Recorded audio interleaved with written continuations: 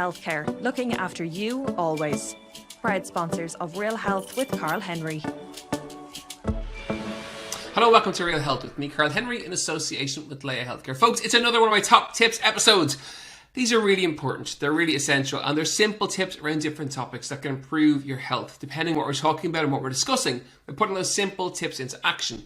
You'll improve your health, you'll improve your wellness, and I'll make it seem really, really simple too. And today's episode is no different. Today's episode is all around resistance training or weight training. Some people get confused by what the word actually means. The key thing is, we know by lifting weights in any way, shape or form that you're going to be healthier across all aspects of health. But it scares lots of people. It's not like walking or cycling or swimming or other forms of exercise that you may do that are really simple. It's a little bit more complicated. It scares people. When I do conferences, both virtually and when it used to be in person, I'd ask the audience and survey the audience how many people in a room do walking, cycling, running, cardiovascular work. Generally, 70% plus of the room will do those types of exercise. And they deliver lots of benefits. And they're really important for your health. But the reason so many people do them is the fact that they're simple to do. There's very few barriers. There's very few questions around it. It's all very straightforward. When I ask the same group how many people lift weights or do resistance training, generally it's 1 in 10, which is a frighteningly low stat. Because we know by not doing that, by not doing weight-bearing movement, you are more likely to age faster. Your physical age and your actual age will be totally different because you'll lose muscle mass. You'll lose the thing that strengthens us as we get older, that protects us, that keeps us safe, well, that improves our balance, that keeps us safe from trips and falls and hazards and things that are associated with aging, that help us to reduce our body fat levels, our visceral fat levels. Having lean tissue on your body is really important, and it's one of the key benefits of resistance training or weight training, yet so few people do it. So the whole idea behind this episode is to make it simple, to make it easy, to persuade you in some respects to lift weights or to do some weight-bearing movement. And I just want to start on that topic, on that point. Lifting weights and weight-bearing movement are exactly the same thing because we are a weight. So my own weight, I'm 87, 88 kilos, depending on the week and depending on the day and the time, but it's thereabouts.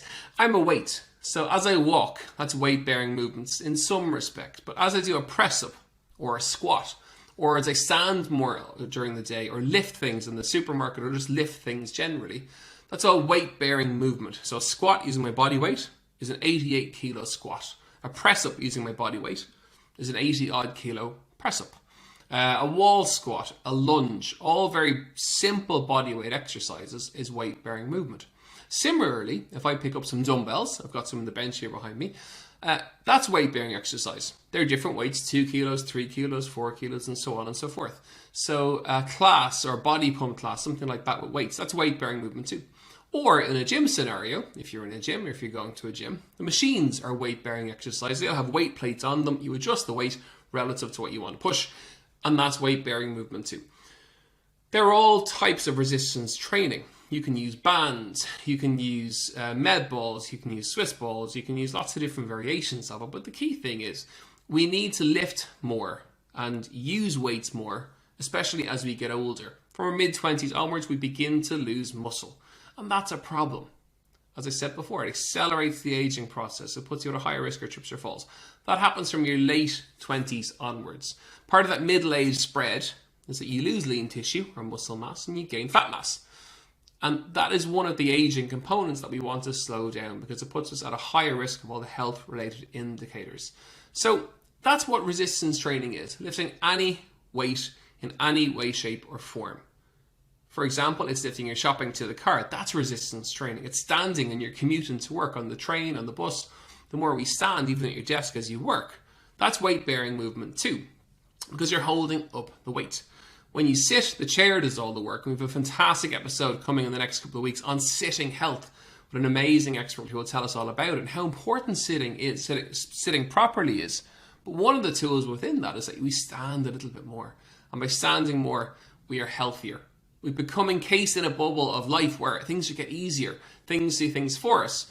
A really classic old school example of that is remote control for a television. Previously, you would get up off the couch, go to the television. Now we press it on remotes or even on our phones. So it's becoming, or we talk to Google and Google will tell it what to do.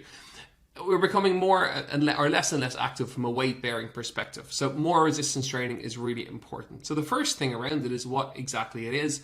We get asked on Instagram all the time, and that's it. It's any form of weight. Whether you're lifting it, moving it, pressing it, squatting it, it doesn't really matter. But it's doing some weight bearing movement. Remember, no matter what age you are, Roseanne Kenny told us that a couple of weeks ago, in terms of aging healthier. We need to lift more things, get more active as we get older, not less active. Age is but a number, but in terms of your actual age and your physical age, we know that those who lift more and those who do more weight-bearing movements will age healthier. And that's a phenomenal, simple way to stay healthy as we get older. So that's the first thing of today's episode.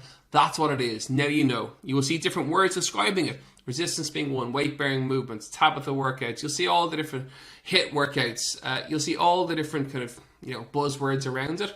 Anything that is involving lifting a weight is resistance training or weight-bearing movement. That's the first really important piece to simplify. If you want to start, let's talk you through it. What are the simple tips you need to start? And the first one is this. It's identifying your goals, and that's really important. That goes across all aspects of life in terms of core values, in terms of your shopping lists for food. Identifying things are really important. And when it comes to weight training or resistance training, it's exactly the same. What are your goals? Do you want to just be healthier generally? Do you want to maximal lift, so be as strong as you could possibly be? Because they're two very different things. And they're two very different training styles. We'll talk about that in a little while. But by identifying the right goal, you'll find the right type of resistance training to suit you. The key mistake most people make, and they make it all the time, is they'll do too much too soon. A lot of that comes from identifying the wrong goals. For most people listening to the episode, I think your goals will be to be stronger, somewhat stronger, not necessarily a power lifter, but somewhat stronger, to be able to live better and improve your quality of life because you're a little bit stronger to be able to do that. To age better. These are all lovely goals. One may be to look better on the beach. We've had a taste of beach weather over the course of the last couple of weeks. So you might be getting into spring mode in terms of clothes. You're showing off your arms, you're showing off your body a little bit more in terms of clothes and the clothes that you're choosing. So one of your goals might be to look a bit leaner, to look a bit more toned, have more shape on your body in terms of definition and sculpt and tone. Again, it's a fantastic goal. Nothing wrong with it whatsoever. It's a great goal to have. For some, it might be to lose weight. And resistance training will help you lose weight as well, because the more muscle we have in our body, the harder your body has to work to keep it there. So depending on whether you have muscle and fat on your body, the more muscle you have, your body works harder to keep that muscle on it, as opposed to when it has fat. And to have that muscle and keep that muscle and gain that muscle, you need to do weight-bearing movement. It's free calorie burn. Think about it. 2 people listening to this podcast of the very same weight. If one person has more muscle than the other person, they will burn more calories just sitting there listening to this episode than the person who has more body fat. So it's a free calorie burn over the course of the day. And that's a lovely byproduct of doing some weight training as well. But all those goals are really, they're perfect. And the most important part of all that is your goal is your goal. So my goal and your goal will be totally different, but they're both incredibly valid. The key thing is identifying that goal. If you don't know how to do it, hop onto my Instagram, you'll see it. I have a reel on setting goals. It's you'll see it in the reels section on my Instagram account. It's a 15-20 second reel clip, but it brings you through the 5-step process for identifying your goals. Find your goal, create it, and build your resistance or weight training plan around that. And whatever your goal is, find a trainer, find a gym that associates with that goal. And that's important because you need to match that, okay? Matching the trainer and the gym and your goal are important. For example, if you just want to be a little bit stronger and you go to a powerlifting gym, chances are they're not particularly in line. Or if you want to be super strong and you go to a trainer like me who doesn't train people for that, again, that's not in line either. So once you have your goal, you got to create the environments to help you achieve that goal. And just make sure they match. Make sure they go hand in hand, because if they don't, that's going to affect you achieving your goal and hitting your goal, and that's never a good thing. Once you have that goal in place and once you're beginning to build that, the next thing is that you build your plan sensibly. So for example, a resistance training program could be 30 minutes a week starting off, 1 session a week. Then as you get stronger, you build it up to 2 sessions a week. As you get stronger again, you build it to 3. And you intertwine the days with some cardiovascular work or some yoga or some Pilates and a rest day obviously too. So off the back of today's podcast, don't go to the local gym and train every single day. That's not a good thing. or don't go to my Instagram account or the Operation Transformation website and start into the exercises at full tilt. Ease yourself into it, especially if you haven't exercised before for a long period of time. And on that note, if you haven't, do go chat to your GP and get a clean bill of health. But if you want to do it as I'm suggesting. Ease into it gradually. Start slow and build up your progress over the course of time. 30 minutes a week of resistance training is fantastic to start with. And it has to be something that you enjoy. Yes, it's a little bit challenging, and yes, it's a little bit scary, but it has to be enjoyable too. So don't try and sign up to something that you know you're not going to like. A drill sergeant boot camp style workout, for example, who screams and shouts at you personally, wouldn't be my cup of tea. I don't like being told what to do. So that wouldn't go down well with myself. I wouldn't choose that type of class. I prefer a more encouraging instructor who would encourage me to be better and to be stronger and all of those things. So make sure they match. Make sure that within the training plan or whatever you're building, that it works on a lifestyle perspective. So if you can only manage half an hour a week, brilliant. Fit it into your diary. Once that works, it's really, really important. Don't try and do the January quick fix concept, because that just doesn't really work in the long term, and we know that. So you want to start resistance training. Now you know what it is. You want to identify your goal, and you've done that. You're starting to build a network around your goal in terms of how you're going to achieve it, either by a gym or a trainer or a website or a class or whatever it may be. Then you build it into your life and ensure that you have enough rest, you have enough cardiovascular training, and you have enough just time to recover. Because it is really important that there are different aspects of health that they're mixed in over the course of the week. So your cardiovascular, walking, cycling, running, surfing, your resistance training, your rest, your sleep, that on a wellness perspective, that we look at all those different aspects. Then I wanted to get in some jargon, some words that you may read or that may see which confuse you about resistance training, and I'll explain what they are. First one is reps or repetitions. So we see it on Instagram all the time. People ask, what does that mean? Okay, very simple. Repetition is the amount of times you do that exercise. So say, for example, we do a squat. And I say to you, we want you to do 15 reps. You do the squat 15 times. That's it. It's no scarier word than that. Just tells you how many of the exercise you're doing. Easy. Reps will vary depending on the level of fitness that you have, the weight potential that you're lifting, and the goal that you're attaining in terms of the exercise itself. Most trainers generally, when you're starting off, will keep the reps reasonably high, 12 to 15 reps, depending on what you're trying to do. Sometimes they may go lower in terms of the reps, maybe 8, maybe 6, sometimes 4, sometimes 2 for maximal strength work. It kind of depends on the training program that's provided, but normally you're looking at 12 to 15 reps there or thereabouts. There is another version of that workout, which is a timed workout, which is the amount that you can do in a certain period of time. So it might be 30 seconds or 60 seconds, and the repetitions are the amount you can do within 30 or 60 seconds. So that's reps. That's all it is. Not too scary. How many times can you do the exercise? Next up is sets. So very simple. If you're doing 15 repetitions of an exercise and the trainer or the plan you're following says 3 sets, so you have to do that 3 times. And sometimes there can be a break in between. Sometimes you go on to the next exercise. It depends on the exercise that you're doing. Whether it is 15, take a break, 15, take a break, and 15, take a break for 3 sets. Or if it is 15 of one exercise and another exercise, and you have a circuit, and you come back to the first exercise again. So it kind of just depends on the plan that you're working on and the plan that you're doing. But that's all the sets, the quantity of sets are, is exactly that. Hope that makes sense so far. Supersets is another one you will see, generally 2 exercises back to back, or sometimes it can be a little bit more. And they're exercises that work really, really well together in a set. So again, simple to do, simple to follow, but it's just 2 or 3 exercises or more combined in one set. Maximum reps is another thing you will see. That is the maximum effort you can put in for a 1 rep squat or 1 rep deadlift or a bench press or something like that. Depends on the style of training that you're going for. Most people listening into the podcast won't be doing max repetitions, so I'm not going to worry too much about it. As ever, you're listening into The Real Health Show with Karl Henry in association with Leia Healthcare. This is a simple top tips app built around resistance training or weight training and telling you how to do it. Next up, if you are starting, we've worked you through all those little processes so far.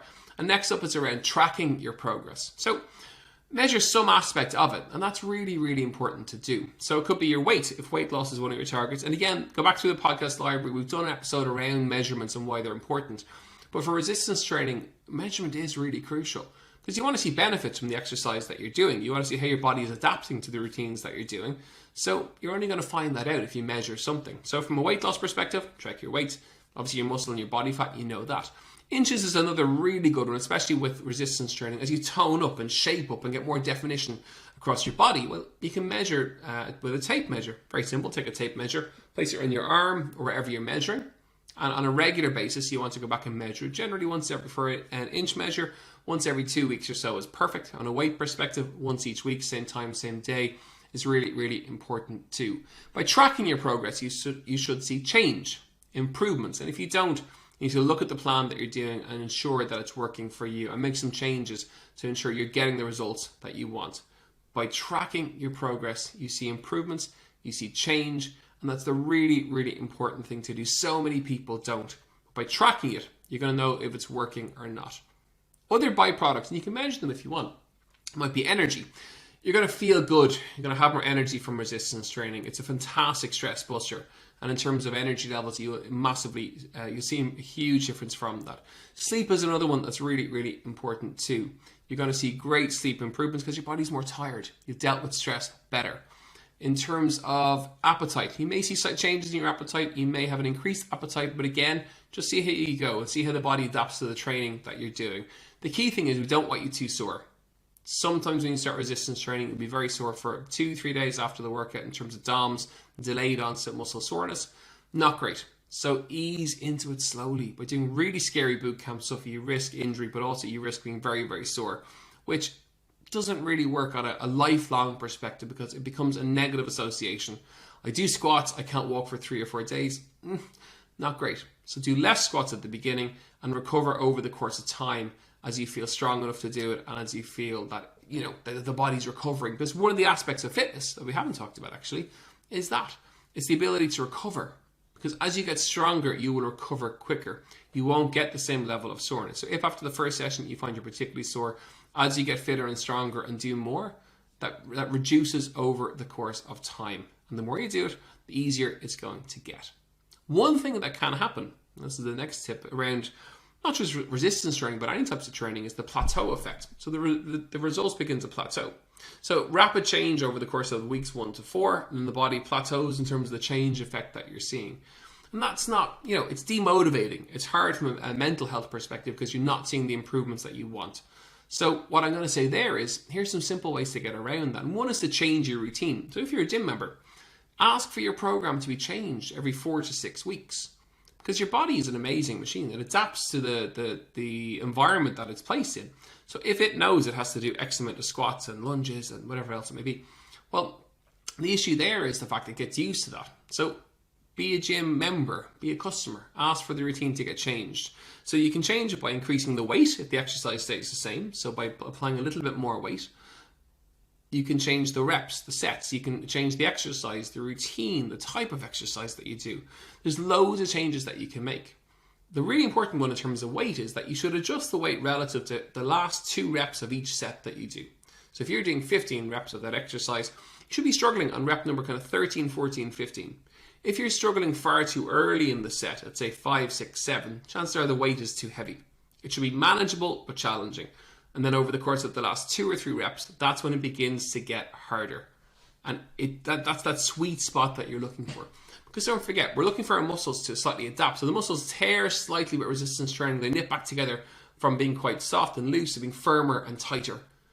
And that's what we're looking to do. So you have to force the body a little bit, nicely, to change as you get fitter and as you get stronger. So every 4 to 6 weeks, you're pretty much looking for that change in a program, change in a routine, or if you're training yourself, remember, you can change things like your weight, your reps, sets, exercise, the structure of the routine, the type of routine, whether it's reps, whether it's timed intervals or timed movements, stuff like that.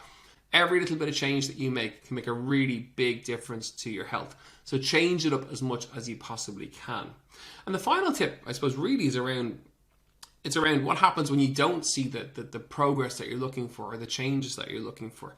Well, the key thing there is about setting aside some time. It's sitting down with a pen and paper and actually analysing what it is you're doing, whether it's with a trainer, whether it's at a gym, whether it's following a website or an app, or you're just doing your own thing. Well, write it down and look at it. Because chances are we start to do things, we kind of forget what we're doing. It's like a food diary. Why a food diary is so important. Because by tracking it, you see it. You catch the things that you forget you've had. If you have a very busy schedule, like myself and all the team here on the podcast, I'm sure if I asked you what you had for breakfast yesterday, you'd struggle to remember because we're really busy and we tend to forget stuff. Well, actually, if you write it down, it's there. It's tangible. You can see it. You can track it. And resistance exercise is no different. So track it. Get a diary. Write down your movement. Write down the stuff that you're doing. And then reflect upon that. And if you're not seeing the changes that you're looking for, well, then look back in your diary. Look back in your chart. What are you doing? And if it's not working for you, well, then it's time to change it up. And that's where you can get advice from a PT, from a gym, and applying that change is really important. The key idea behind this episode, though, really was to take the fear factor out of resistance or weight-bearing exercise. It is so beneficial. The question I get asked most on Instagram is, what is the best exercise to do? There's no one answer, but actually there is, which is resistance exercise. If you could pick just one. Ideally, it's mixed from resistance and cardio and some Pilates or yoga and some flexibility work. But actually, if you're picking half an hour of one a week, it is resistance training. It will deliver more benefits than any other type of training. It is more beneficial than any other type of training. It'll help you age healthier than any other type of training. In terms of wellness, and my key goal with both the podcast and the work that I do now is to improve people's wellness. Well, that's what we're looking to do. Resistance training will do that more than any other type of exercise. It is so beneficial. And it is not as scary as you may think. If you're looking for places to go to start, obviously you can pay your way with a PT or a gym if you want. The Operation Transformation website is there. It's all year round. I'm not just plugging it because I'm involved in it, but the fact that it's just there and it's a free data thing to use, it's handy. My own Instagram, you will see we have loads of reels with exercises on it too. You can try some of those. Healthy Ireland will also have some exercise routines up there that you can try as well. But it can be as basic as squat, lunge, press up, straight arm plank or a plank, ski squat against the wall. They're fantastic resistance exercises that are really simple to do. It does not have to be scary. My one goal for you off the back of this episode is just try it. If you do nothing else, try it. We know our podcast has a big reach, 35 to 37,000 listens per week at the moment. Try those exercises and see what happens. See how you feel. See how your body feels tighter, stronger. You're more motivated, you're more confident, and you feel better in your skin from doing simple exercise routines. Do not run from it. Do not be afraid. Give it a go between this episode and the next. And you can let us know how you get on if you want. It's at Karl Henry PT on Twitter and on Instagram, or it's realhealthandindependent.ie. That is it for another episode of Real Health. Another top tips, another simple episode to improve your wellness and improve your health. You can do it. Just take on some of those resistance exercises this week and watch what happens over the course of the next 7 days between this episode and the next. Have a wonderful week. Give them a go. Take those tips into account and see what happens. And we'll see you next week for more Real Health. From me, it's Sloan Defoe. Leia Healthcare, looking after you always. Proud sponsors of Real Health with Karl Henry.